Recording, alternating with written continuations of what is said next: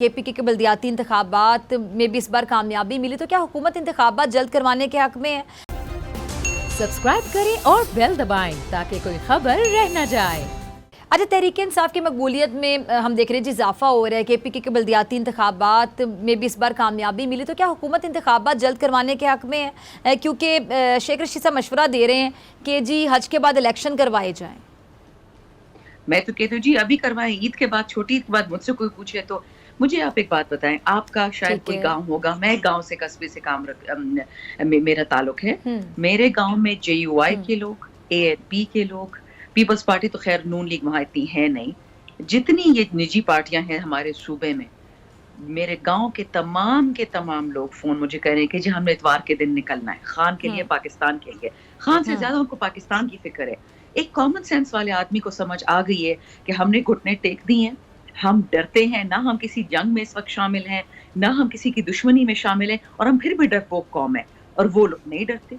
जितने वोट मिले PTI को इस बल्दियाती इलेक्शन में, ये सिर्फ पाकिस्तान के नाम पे मिले, PTI के नाम पे नहीं मिले, क्योंकि खान साहब ने पाकिस्तान के तहफ़्फ़ुज़ की तरक्की की बात की है।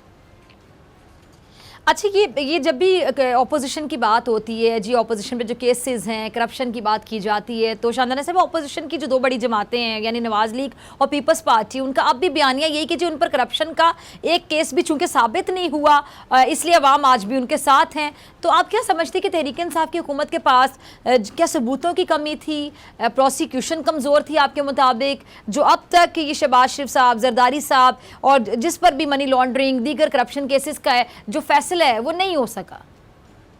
पहली बात, ये केसेस PTI हुकूमतें नहीं बनाए, इन्हीं चोरों ने एक दूसरे पे बनाए हुए थे। एक कहता है दूसरे को घसीटूंगा, दूसरा कहता है कि मुझे अल्लाह माफ नहीं करेगा, अगर इसको हमने माफ कर दिया तो माजरत के साथ ये अपनी बातें खोल के देख ले, शर्म भी नहीं आती। माँ को बेचने वाले लोग हैं ये, अब बीवी को बेचने, कत्ल शुदा शहीद बीवी को बेचने वाले लोग हैं ये, वो लोग नहीं है जिनसे आप पाकिस्तान बनवाने की तवक्को रख सकते हैं। और ये लोग अभी इकट्ठा बैठ गए हैं। जिस आदमी ने बीबी की तस्वीर फेंकी हेलीकॉप्टर से, आप उसके साथ मुआहदा करने जा रही थी, उसको वज़ीर आज़म बनाने जा रहे हैं। शर्म भी कोई चीज होती है, लेकिन शर्म का हम किसको कह रहे हैं। लेकिन ये याद रखें, नैब के केसेस PTI के हाथ में होते तो कल को खत्म हो जाते।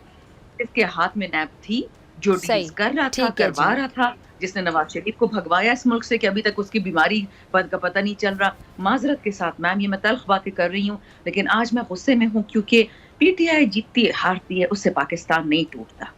पाकिस्तान टूटता है इन बेकाऊ लोगों की वजह से।